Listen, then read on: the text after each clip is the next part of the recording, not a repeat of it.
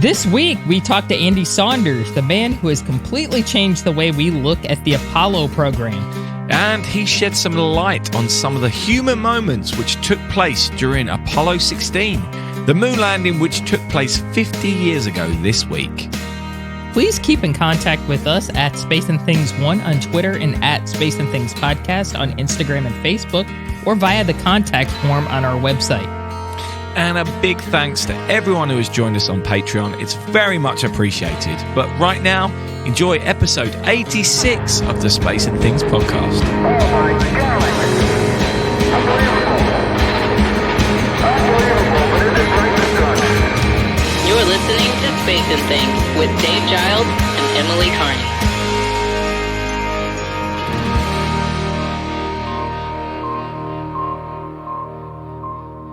I'm Emily Carney. And I'm Dave Giles, and welcome to episode 86 of our podcast. We've got a lot of things to get through at the front end of our podcast, so let's get cracking. Emily, how was Yuri's night at Kennedy Space Center? I had a wonderful time. It was a lot of fun. It was really fun to just get out and do something after the last couple of years, you know, and it was really neat to see everybody and to do that again. And Story Musgrave was there and gave a heck of a lecture while we were there. He did, yeah. It was pretty nuts, but we had a great time though. It was very enjoyable. It was neat to meet a lot of people who I just read about, but I'm finally meeting them in person, you know. So yeah, nice. That was a lot of fun. But I had an excellent time, and of course, it's always exciting to party under Atlantis. I mean, that's about as good as it gets. So I was having a magnificent time there. Yeah, amazing. It looked amazing. And you've been busy as well. I saw that you've put a new article up on your Medium blog. I haven't got around to reading it yet because I've been pretty busy this week, but I saw the title and it looks like the kind of post I love you writing about. So do you want to tell us a little bit about that? Yeah, NASA just released an equity action plan. And it's the first one that they've done in the history of the space agency.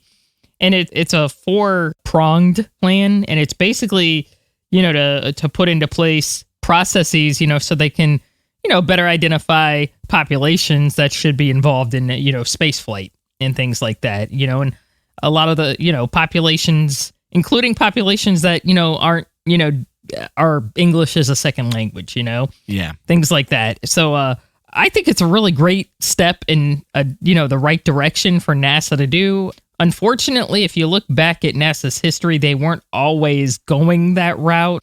Back in the Apollo days, I'll be real, they had a pretty abysmal track record as far as equal opportunity was concerned.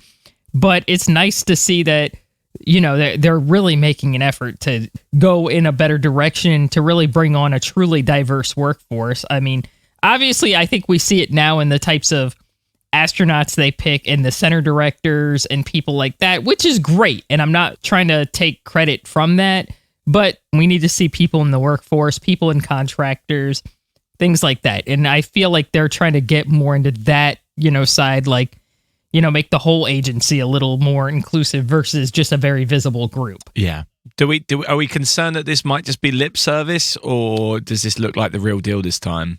To me, this looks like the real thing. It looks like they're putting actual, you know, funds and they're putting actual studies into it. It didn't look to me like a document they just wrote up to make people happy. That's good. I was very impressed. Yeah, well, I'll make sure I give that a read later. And of course, the link will be in the show notes.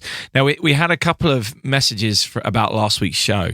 First of all, Laura Forzik messaged, and I hope I've said your surname correctly, Laura, but probably not. And I look forward to another email from you correcting me on that as well.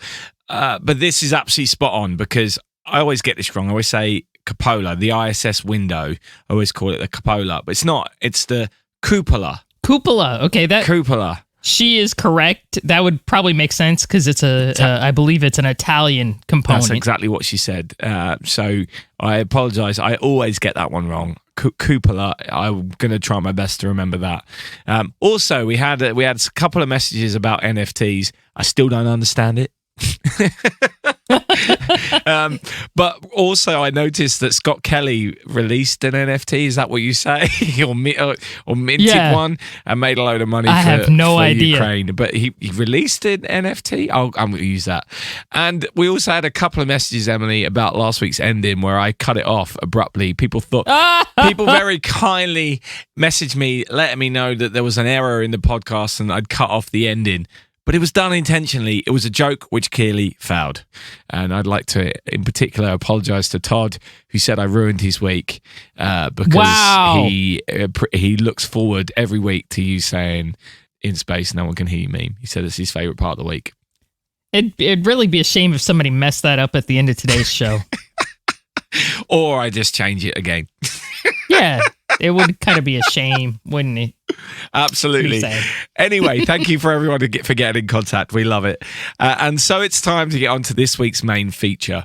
If anyone has been on Twitter over the last few years and followed anything related to the 50th anniversary of the Apollo program, then you almost have certainly heard of our guest or seen their work. Andy Saunders has become one of the world's foremost experts of NASA digital restoration. He's been taking the original files and used cutting-edge techniques so that we've been able to see things like never before, and we've been able to learn a ridiculous amount of new information in the process, even after all these years, and for people like us who think we know it all. It was an absolute delight to talk to Andy last week about his upcoming book, Apollo Remastered, and about the human moments which are often hard to find in the Apollo program. But he's found some great ones to enhance for the 50th anniversary of the Apollo 16 mission, which is this week. Fantastic. Percy Precision is Planet 1 on the planes of Descartes. Hello, Andy. I'm absolutely delighted you're with us today. Let's start right at the beginning. How did this journey start in which you've become the expert in digital restoration of NASA photographs? Well, I mean, it goes back to childhood, really. I mean, I've always had a love of actually anything that could fly, from frisbees and boomerangs, paper airplanes, through to helicopters, jet fighter planes. But obviously the ultimate as a little boy was rockets. Absolutely. You know, these huge things, the power, the noise, the speed. So I'd always had a bit of a fascination with rockets, and I've always had this kind of unusual draw to the moon. And I can't really explain why that is. I may have been a werewolf in a past life, perhaps, I don't know. I've always been fascinated with the moon. And I remember, again, as a child, looking up at the moon through a very small telescope and just knowing that it was so far away, but instantly be able to get quite close, and it became 3D. And it was almost like I could fly over the surface. You know, it's so far away, it became this other world in space. And when I learned then that actually people have flown over the moon, in fact, we've walked on the moon, I was just absolutely fascinated. And this was kind of late 1970s, early 1980s, so there was no video recorders. There was, in the UK anyway, there was 3 TV channels. So the chance of an Apollo documentary popping up on TV was pretty much zero. And of course, there was no internet. So I remember as I got a bit older, I'd just get the bus into town and go to the library and just devour anything I could find on Apollo to try and, I just wanted to see it. I wanted to see who were these people, how big was that rocket, what did the spacecraft look like. And even then, as a youngster, I was struck by how we see the same images over and over again. The quality wasn't very good, and particularly this fact that I wanted to see Neil Armstrong on the moon. You know, he was the first, this momentous moment in history. I want to see him undertaking this moment, and it didn't exist, which as I got older, I mean, as I have got older, I've still got this kind of childlike fascination with Apollo, but also my kind of knowledge of photography has improved, and understood the processing techniques, lots of different processing techniques. And that's when I decided to try and apply this quite unusual technique to try and produce an image of Armstrong on the moon that was better than we've seen before. So it was really that image that started everything for me. Right. As I was processing it, I just couldn't believe the amount of detail that I was able to pull out. So I was using the highest quality source footage. And it's this stacking principle of stacking lots of frames on top of each other. And it's something that astrophotographers use. A lot of your listeners are probably aware of some of the software you can use to do this. And I just thought, well, if you can apply this principle to the planet Mars. Why can't we put Neil Armstrong through this and see what comes out? And I just couldn't believe the detail. And being a big space fan, I knew what Armstrong looked like. A lot of people might not, but what struck me is not only was there this face through the visor, that's Neil Armstrong. And it just hit me. It was like, it was in this office, it was 2:00 in the morning, everyone had gone to bed when I do all my editing. And it was like I'd almost gone back in time, and I was right alongside Aldrin in the lunar module, looking out the window and watching this incredible moment unfold in detail that no one's ever seen before. And I was just hooked from that. You know, that's what really started everything for me. Yeah, this is amazing. Love it. Awesome. So we just talked about one of your most famous discoveries. You famously created, obviously, the clearest image of Neil Armstrong on the moon. You've also helped debunk the myth about Grissom's Mercury mission. And you also proved exactly how far Alan Shepard's golf ball traveled on the moon. For our listeners, here's a spoiler. It was not miles and miles and miles. No. But what is personally your favorite moment? I think it'll take a lot to top that, really, just the historical significance.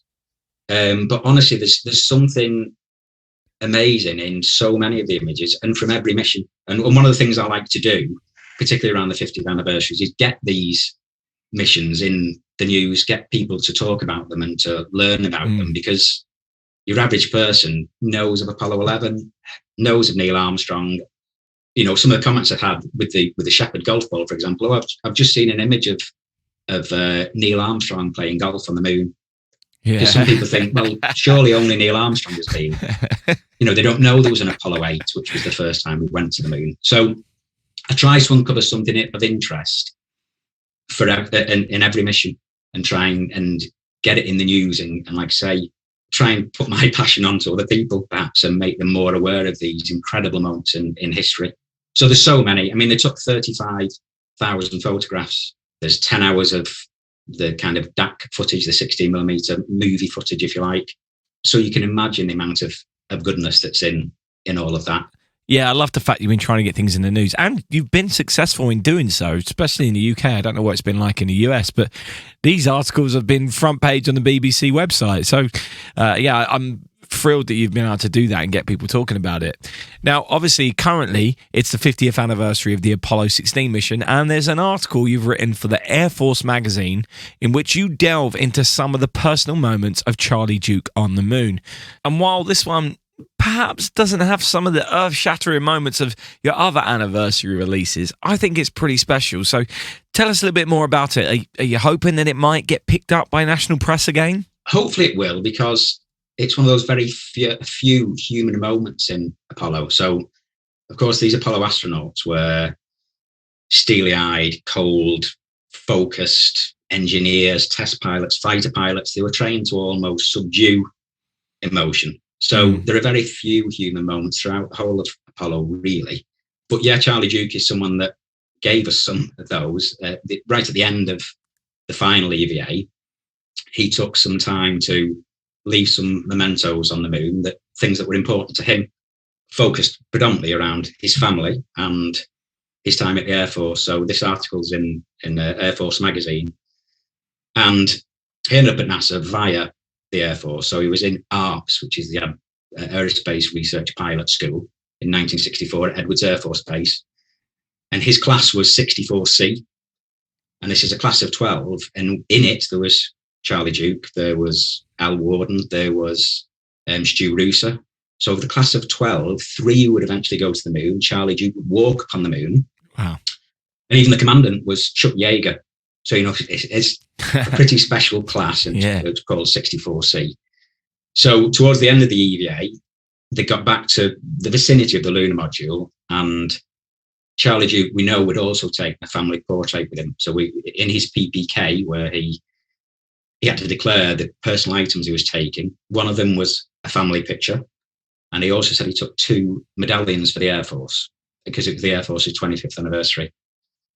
And he took this moment and found this appropriate place to lay a family photograph of the Dukes on the lunar surface. And I'm sure a lot of people have seen this image.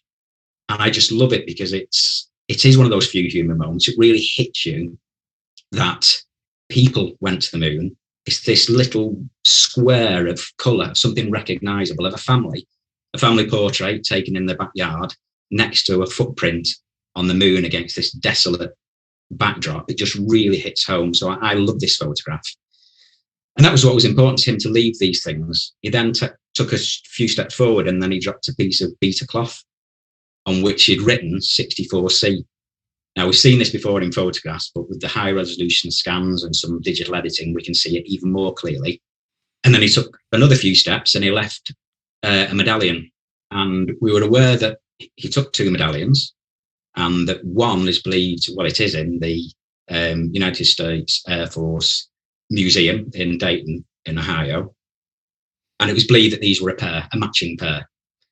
So again, with the high resolution scans of this coin that we can see in the lunar dust, we can zoom now right in and enhance it. And we can now see some terrific detail on the face of the coin, which we haven't been able to see before. And you can read departments of the Air Force around the outside. The Air Force crest is there in the middle. So I got the museum to send me a high resolution photograph of the matching coin, what we believe to be a matching coin, that's on display in the museum. So if you're around Dayton, Ohio, please go and have a look. Great place. And superimpose that over the coin on the moon, and we can see it's an exact match. And if we change the opacity of that, it just really pops, how much detail we can see in this coin. And that was to celebrate the 25th anniversary of the Air Force. That was important to Duke, as well as his family, was his time in the Air Force. So I thought it was an appropriate thing for the Air Force to cover. And then we think about, they're still there on the moon after 50 years. Now, the beta cloth the 64C sadly will have faded in the UV radiation, as will his family portrait. But as part of the promotion for the book, I secured a small amount of payload on the Astrobotic mission, the Peregrine lander that's going to go back to the moon, hopefully at the end of this year. And I contacted Charlie and said, what do you think if I send a tiny copy of that photograph back to the moon? Because it will have been bleached by now. This is amazing. And he loved the idea. So that's actually going to go back to the moon. And it's going to be encapsulated, so it should last a lot longer than the original. But the coin will, with no water, no wind, no erosion, that will stay intact, like a lot of the footprints, for probably millions of years. But irrespective of the longevity, I think just these moments at the end of EVA3, these human moments, just the perfect to hit home. Just, this is what we've achieved. Yeah. These people, the humans have made these incredible journeys. All right. Absolutely. So after all these great moments where your work has actually made, headline news, which is awesome considering that Apollo happened almost over 50 years ago. You finally got a book coming out in September called Apollo Remastered. I've seen the cover. There's a beautiful photo of Jim McDivitt on it. How much more can you say that's in the book that you haven't already teased out over the past couple of years? Yeah, it's a really difficult balance of trying to put out interesting images and keep people engaged and, like I say, get it in the news and to get people talking about the missions on the anniversaries, and also holding enough back so that people will have some surprises when they go through the book. So that has been a really difficult balance. But yeah, there's some great things that I've uncovered which have never been seen before. But it's not necessarily a book of, oh wow, I've never seen that before, or this is how bad the images were, and ta-da, here's how good they can look. The idea is it's the ultimate photographic record. So it's a huge book. It'll weigh about 3.5 kilograms. You'll know when it drops through your letterbox. If you do pre-order it, because the house will probably shake. And that was key, to try and get enough in there. So there's about 400 images. Wow. And really, when I started the project, a book wasn't in my mind. I didn't really know how I'd share them. I just knew it was something that had to be done. I get really frustrated when I see some really iconic images that are presented actually really quite badly. It's a bit like if someone was to write an article about Apollo 11 and they misquote Armstrong's One Small Step speech. Yeah. It's too important for this not to be correct, for it not to be as good as it can be seen, as clear as possible. I can't think of any film in existence that deserves that level of attention as the missions and the photographs from Apollo. Yeah, absolutely. So Are there any big plans to launch the book? Have we got any big events happening? There's something in London, I believe, right?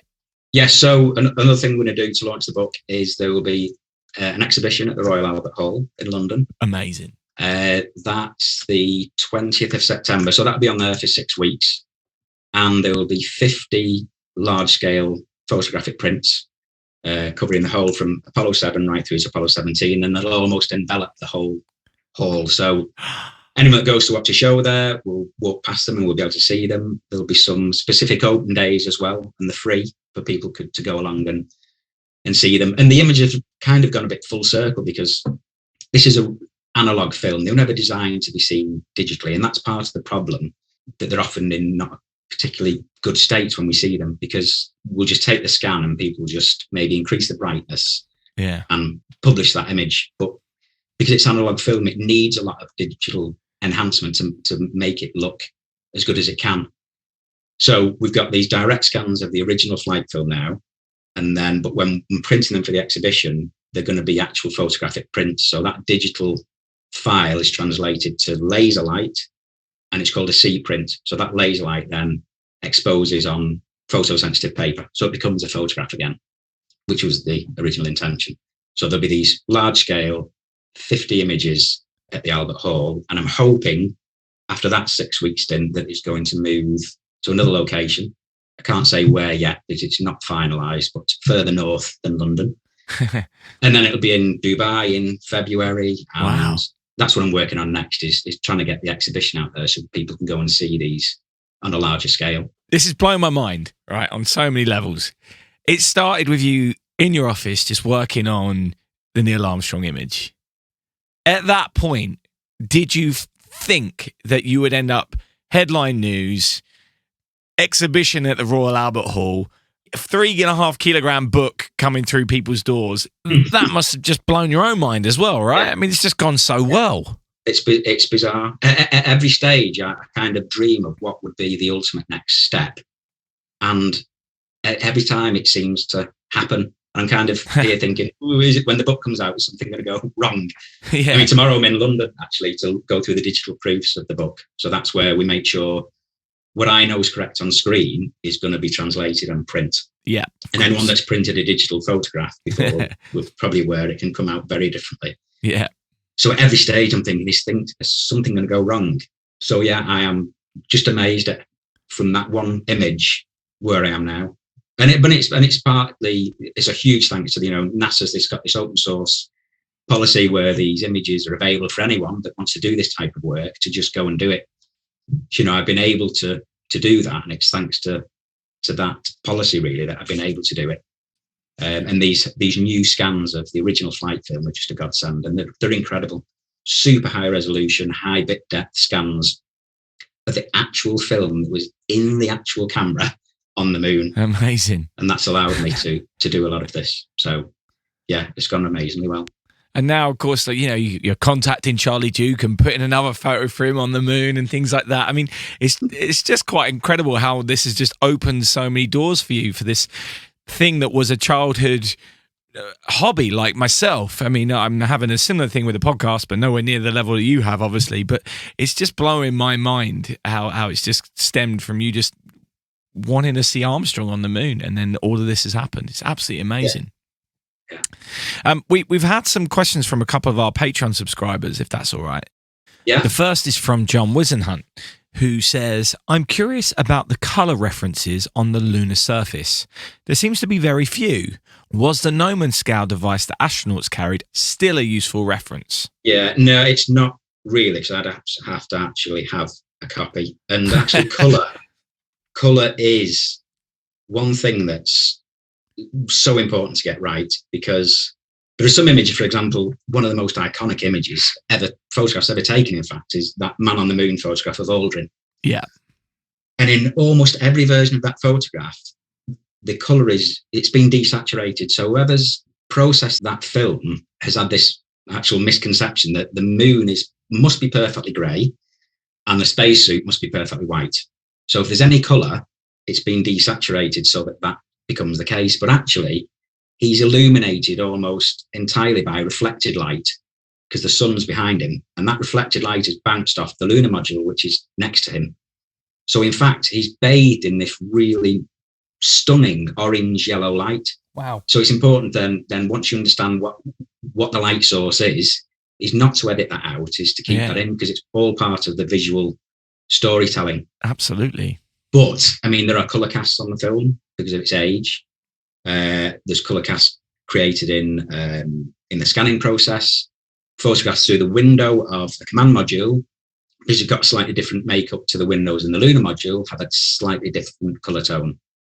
So getting the color right, it's still quite subjective. But what I've done is just researched the transcripts, any comments the astronauts have made, getting in touch with those Apollo astronauts that are still with us, to go over the images and say, do these look right? So yeah, color is an absolutely key thing to get right. Another question from Don Irwin. He asked, can you tell us about the process you used for selecting the photos? Was it, when you see it thing, or did you start out with a goal you wanted the images to convey? Really difficult, because as I say, there were 35,000 photographs, and I had to go through every one just in case something was missed. Sometimes in the images, they're very underexposed, so you can just see a glint of light. So for example, the front cover, all I could see was that reflection of the docking window, which, as it transpires, is reflected off McDivot's bubble helmet. So I thought, there's probably a person in that shot. Let's download that one and look into that. So that was quite a long, difficult process. And I ended up with about 1,000 that are fully edited. And then selecting 400 was just nearly impossible. But yeah, what I try to do is, it's not just going to be a book of things that no one's ever seen before.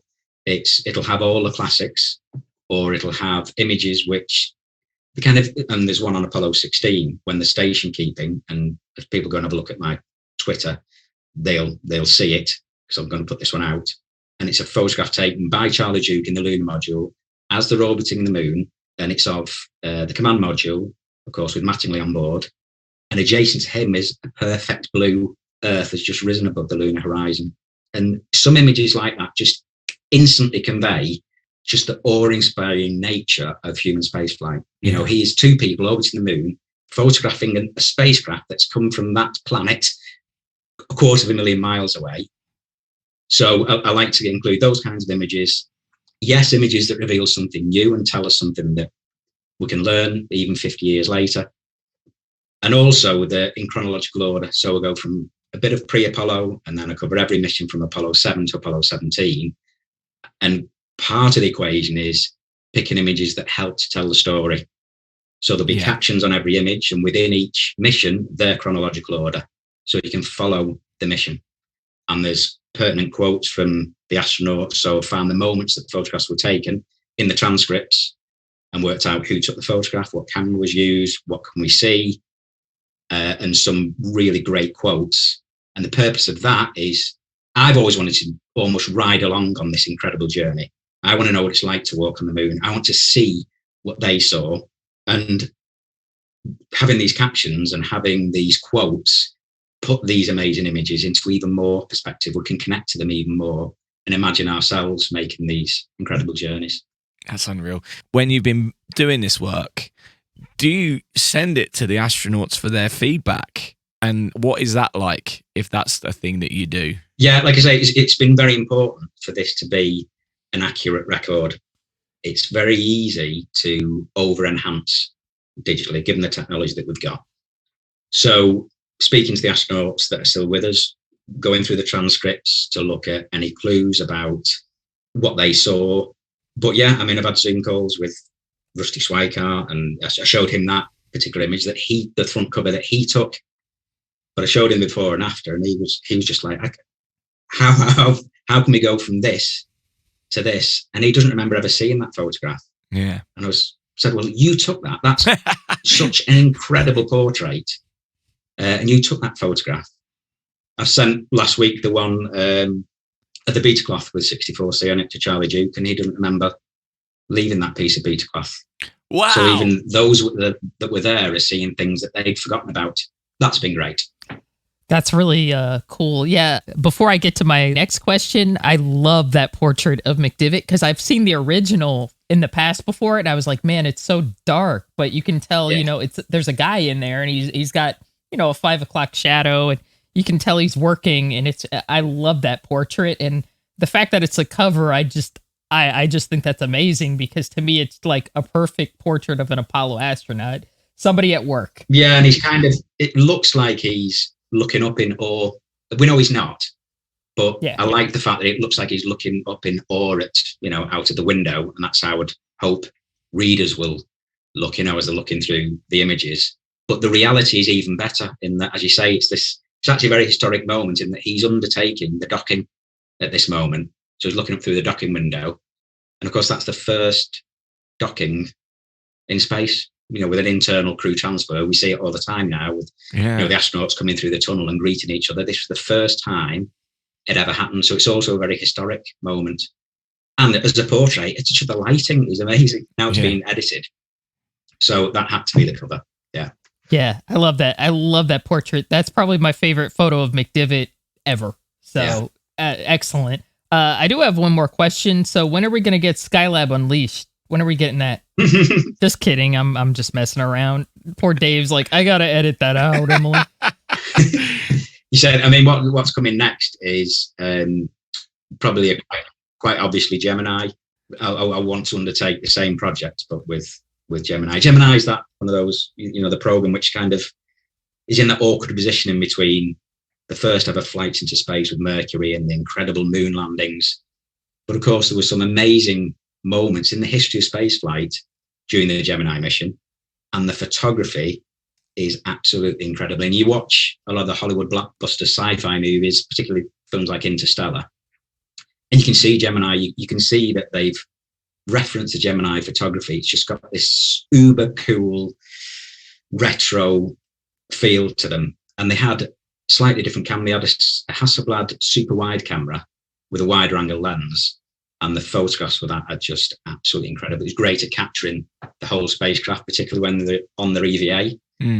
Of course, there's a lot more photographs of the Earth rather than the Moon. So it'll have a very different feel to Apollo. But that's certainly something that I'd like to work on next.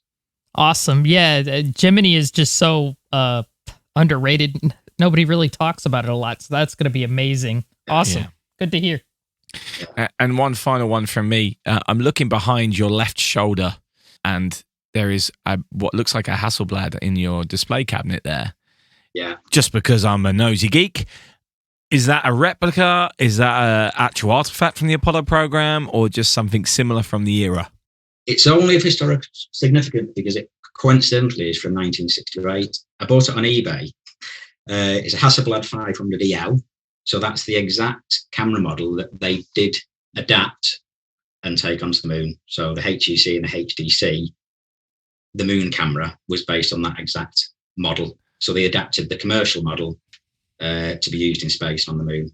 So when I bought it, I didn't know how old it was. It could have been from the 80s. Obviously, first thing I did was check the serial number online, and it's from 1968, which is the exact year that they were developing that exact camera to use on the moon. So that was a good purchase. Well, thanks for answering that one. I've been staring at that since the start of the interview, but getting rather distracted, but it's a beautiful thing. So thanks for that. And thank you for coming on the podcast. We really do appreciate it. Thank you. I've been a massive fan of what you've been doing since I first discovered you, and I'm glad we finally got to talk about it. And wish you all the best of luck with the book. I've pre-ordered mine. I hope our listeners do too. I hope my postman's been working out. Yeah. Emily's been doing some sums. For our American listeners, the kilogram conversion is about £7. Yeah, roughly. I did sort of kind of nuke math, which is very rough, but it's around £7. To be particularly nerdy, it's about the same weight as a Hasselblad camera. Oh, there you go. Yeah, there we go. Better. That's even better. Yeah, I love it. Yeah, amazing. All right, Andy, thank you so much. Thanks very much. Thanks to you. John, do you remember where the bubble was on the top of the PSE? In the middle. Very good. I should have known. It said we couldn't come back unless we put the bubble in the middle. 1, this book's going to be incredible. 2, I can't wait for the Albert Hall event. 3, the fact that he is sending that photo of Charlie Duke's family back to the moon is do you know when you just get tingles down your spine when you're hearing someone talk? I was just like, what? That's so cool. So cool. Yeah, I like the 64C. I think that was the class. I think it was 64C. I love the fact that that's getting showcased as well because that class had a lot of legends. Absolutely. In it. So that's really cool that, he sort of tracked that little, factoid down, because I think if a lot of people just randomly saw that, they'd be like, whatever, 60. In the military, they have a way they name classes by year and by like section. Because I was in a class that had a similar name. Yeah. So regular civilians might not have a clue what is that, But that's a really neat little touch to sort of say, okay, that class was full of legends and there's like some kind of meaning to that, It wasn't just random. I'm so excited. I do have to say, and I did say this while we were interviewing, one of my favorite portraits of any astronaut is on the cover of that book.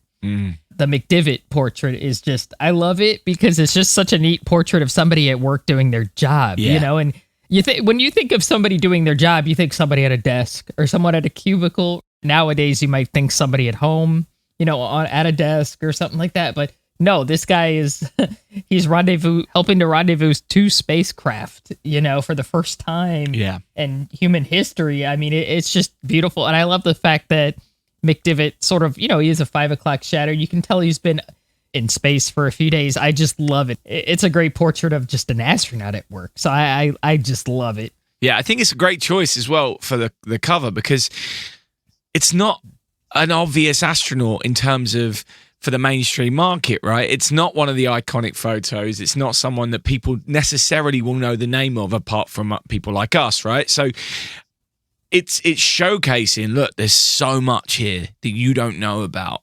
Come and explore what we've got to see here and this momentous historic Apollo program, which not enough of us know about. As he pointed out, people thought that the Alan Shepard golf photos with Neil Armstrong. Like I always joke about it. When you speak to people, if you're lucky, they can say Neil Armstrong was the first person to walk on the moon, but some people say Lance Armstrong.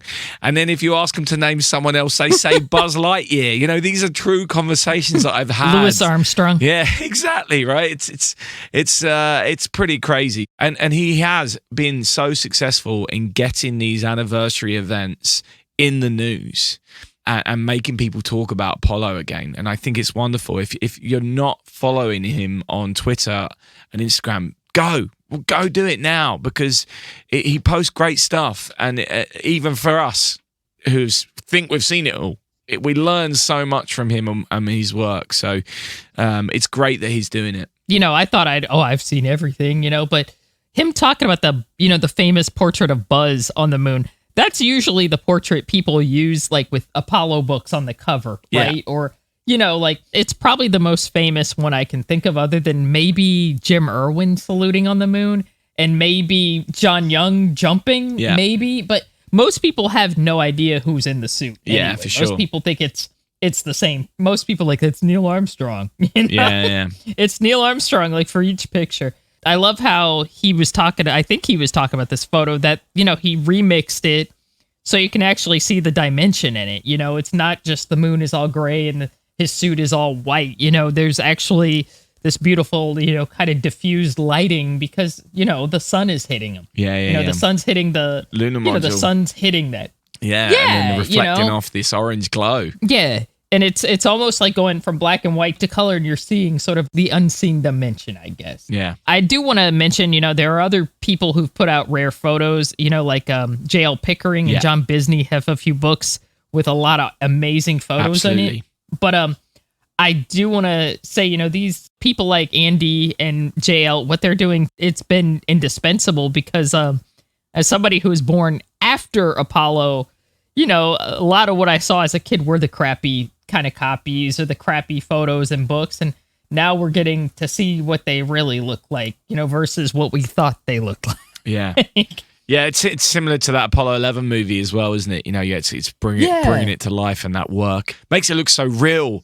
I find yes, look, it's there. It's right there. It's amazing. Yeah. it makes it look like, it happened yesterday. Like when I saw the Apollo 11 movie, I was like, the launch looked like it could have just happened, like, Absolutely. oh yeah, it just happened yesterday, And that's how the clarity was. It was just incredible. And, when people do this with photos, like there's some photos I've seen, like, there's a great photo by Tom Usiak of Apollo 16. I think it was maybe the night before, a few nights before, but it's at dusk, and it's a really beautiful sunset scene. You see the Saturn V, and it looks like it could have been taken yesterday. I mean, I love stuff like that. Yeah, me too. So I hope that people have checked out the article that Andy has written for the Air Force magazine. We'll put some links in the show notes, as always.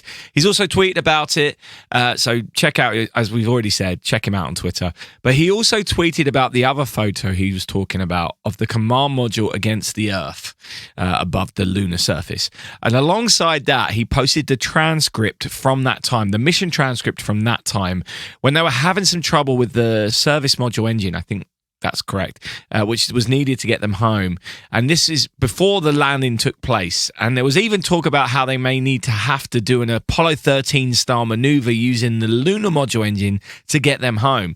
So pretty dramatic stuff. And the crew had to station keep for 4 hours while Houston were trying to figure out what was going on, and they were actually struggling to keep track of each other, and they were even concerned they were going to fly into each other at one point because they couldn't see each other.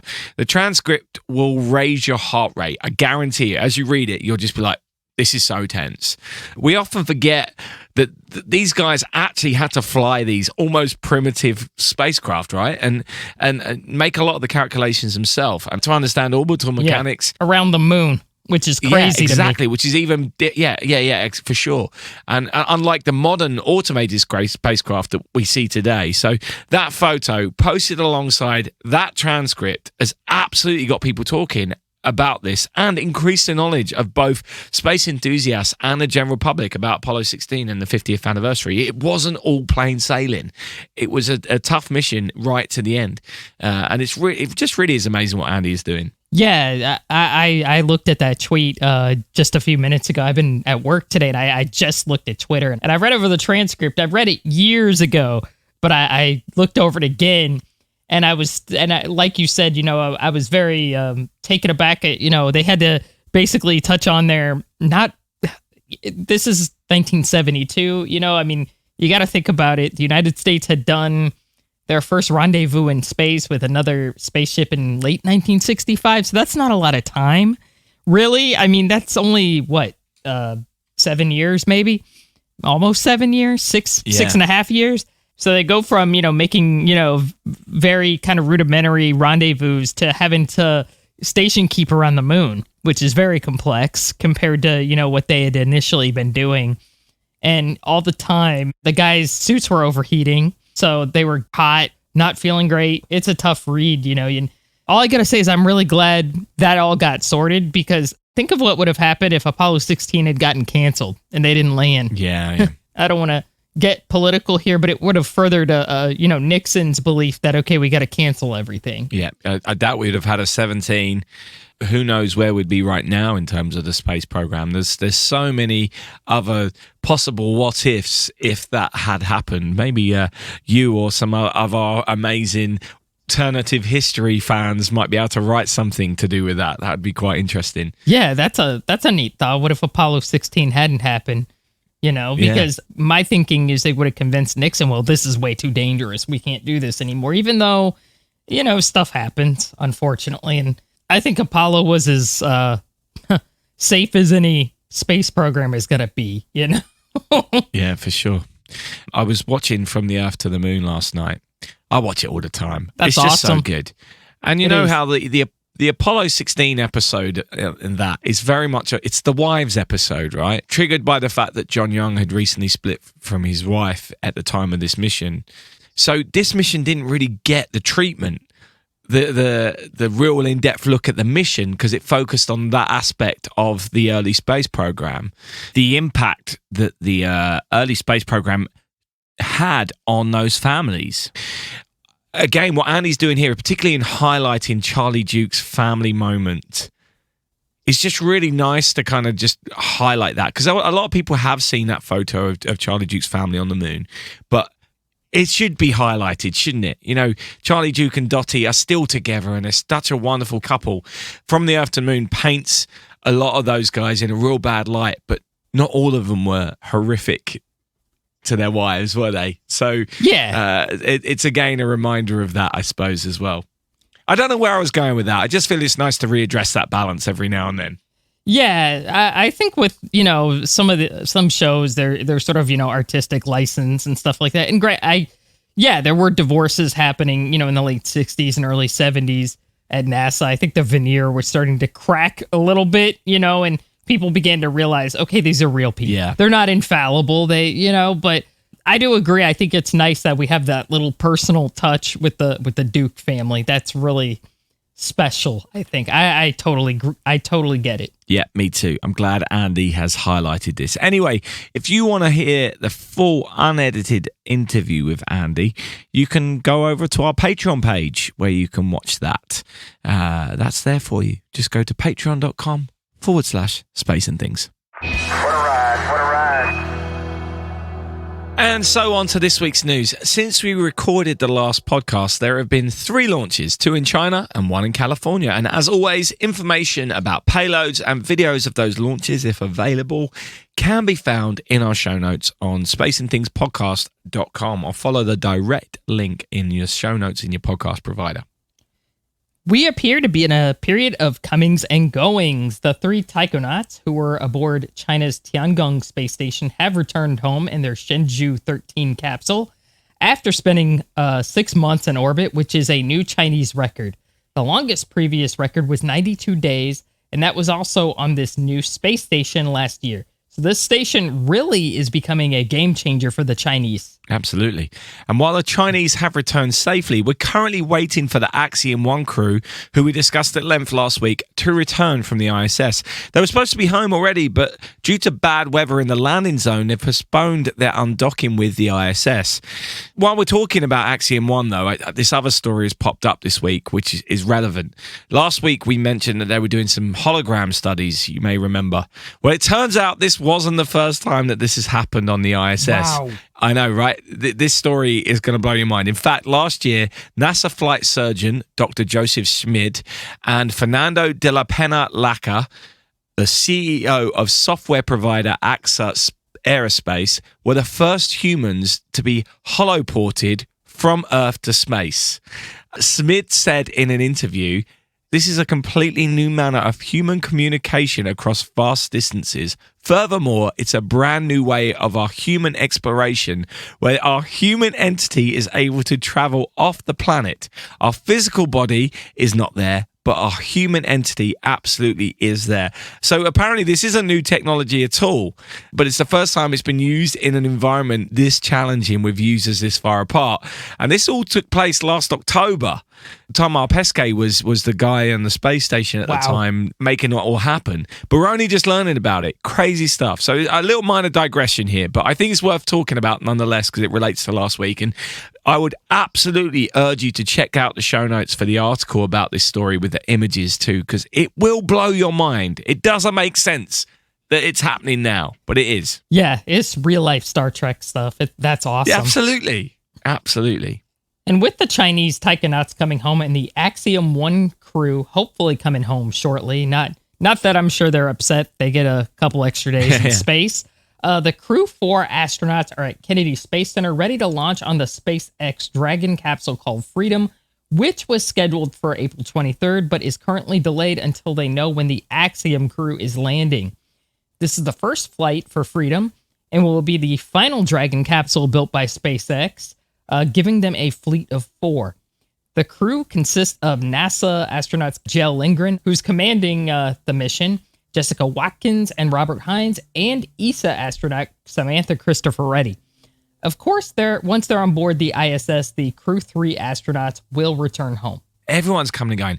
Meanwhile, on the space station, 2 cosmonauts, Oleg Artemyev and Denis Matveev, performed a 6.5-hour spacewalk to begin the work needed to add a European-built robotic arm to the outside of the Russian segment of the station.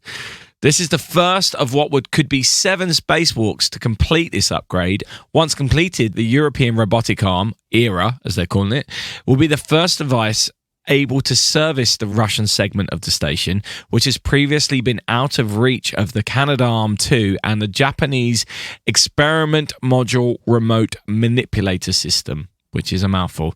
However, tensions between the European Space Agency and Roscosmos continue to become fractured as ESA has announced they will no longer cooperate with Russia on Russia's lunar missions.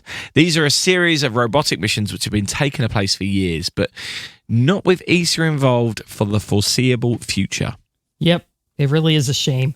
And an update from Mars. The Perseverance rover has arrived at an ancient river delta. The mission team members are hoping that the delta will be a veritable geologic feast and hope that they may find some fossilized signs of life. Also, the Ingenuity helicopter has flown its 25th flight and set new personal best for speeds and distance, traveling at 704 meters at 5.5 meters per second for 161.3 seconds. A quick calculation in my head, and I can reveal that's about 2,310 feet traveled at 12.3 miles an hour. You're welcome. Amazing. Yeah. Amazing maths. Right. Fantastic. You are welcome, American listeners.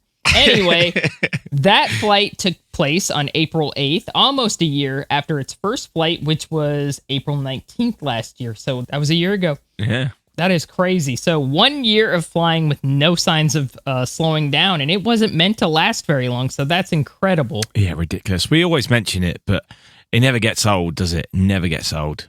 Oh, anyway, yeah. And finally, back on Earth, the Artemis 1 rocket will roll back to the Vehicle Assembly Building at Kennedy Space Center, and it will do this early next week to address the issues found in the wet dress rehearsal. The two big problems were a faulty valve in the launch tower and a hydrogen leak in one of the umbilical lines connecting the tower to the rocket. There has been no new timeline announced for a rerun of the wet dress rehearsal, and I'm pretty sure that we could do a good sweepstake, actually, to raise money for taking up space and when this rocket might launch. Something to ponder for sure. Yeah. Annoyingly with this, the problems aren't something they can solve on the pad. They have to bring it back. But, this is why we test. Exactly. And people, I noticed on Twitter, people got real wound up, when that was announced. But I'm pretty sure the space shuttle was rolled back. It had a ton of delays for just separate missions. So you'd rather just be safe than sorry. We want to see this thing go off in one piece and go perfectly, hopefully. So I totally get it. And 98% of what they tested went well.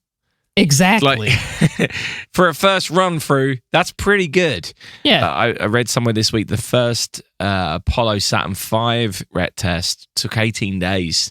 And they got through this in a lot less than that, even though it wasn't perfect. But that one wasn't perfect either. This is what we do. This is why it has to happen. Exactly. Yep. We need to remember that. Well, Houston, the beauty of this place is just absolutely incredible. That's it for this week. We hope you enjoyed the interview with Andy Saunders as much as we did. We've got 2 very cool interviews confirmed for the next couple of weeks with some other stuff simmering away underneath, which could give us a glorious summer. We really hope you stick around to find out all about it. And as Dave said at the top of the show, a massive thank you to all of our Patreons, past and present. We know that finances are being really squeezed at the moment, so some of you all are having to make the decision to pause your membership. But we also appreciate every person who's joined us at all levels for whatever amount of time they've managed to help, and we hope that you might want to come back in the future.